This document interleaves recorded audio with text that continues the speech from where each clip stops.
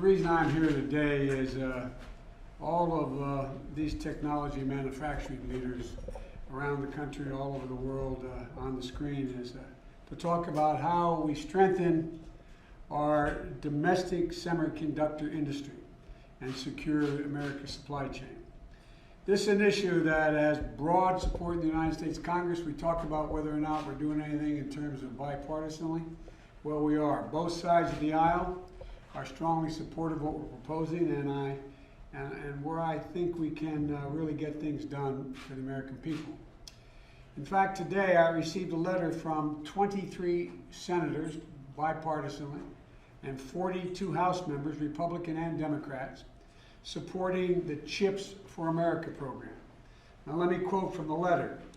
It says, the Chinese Communist Party aggressively plans to reorient and dominate the semiconductor supply chain, and it goes into how much money they're pouring into being able to do that. But I've been saying for some time now, China and the rest of the world is not waiting, and there's no reason why Americans should wait. We're investing aggressively in areas like semiconductors and batteries. That's what they're doing, and others. So must we. We are seeking a significant investment in this piece of legislation, and it's important, but we know it's not sufficient.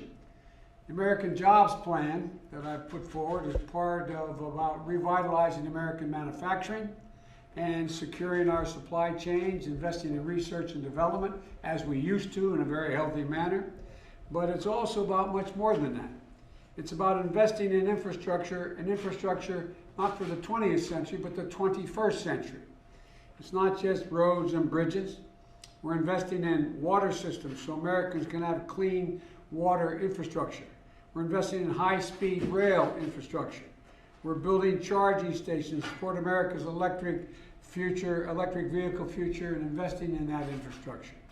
And building out American supply chains so we never again are at the mercy of another country or any other nation for their critical needs. That's what we mean by investing in infrastructure. And we're investing in a more resilient grid. Investing, I understand you discussed that a little bit earlier today. Investing as well in asbestos-free schools for our kids. That's investing in infrastructure.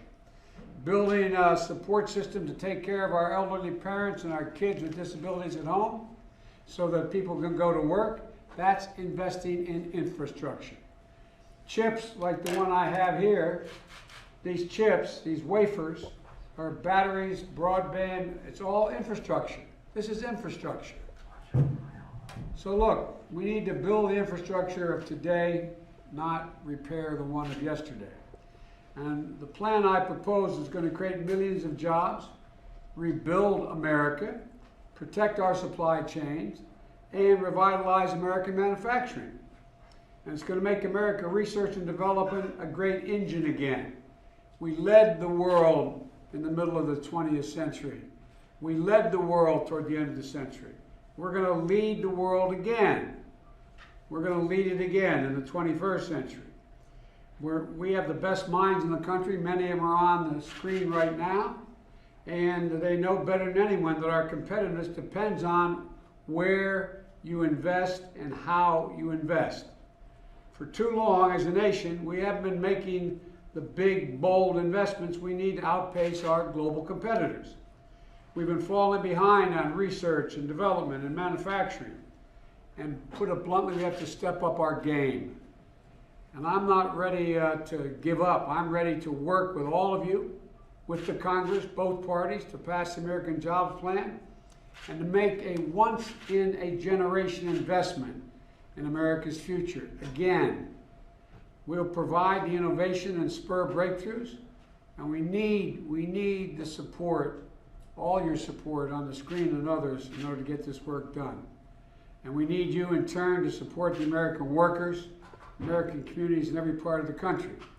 This is a moment for American strength and American unity, for government, industry, communities to work together to make sure that we're ready to meet the global competition that lies ahead, not continue to slide in terms of our investment. We rank like number 25th in the world now. That's not America. So I want to thank you all very much. and I appreciate all the time you've given us. Thank you guys, everybody. Mr. President, President, do you have any reaction to the shooting? Thank you guys. Whoa. Hang on just a second. Mr. President, would you wait, like to wait, speak to the issue in Minnesota? Wait a second. What I'm going to do, I'm going to see you all again in a few minutes.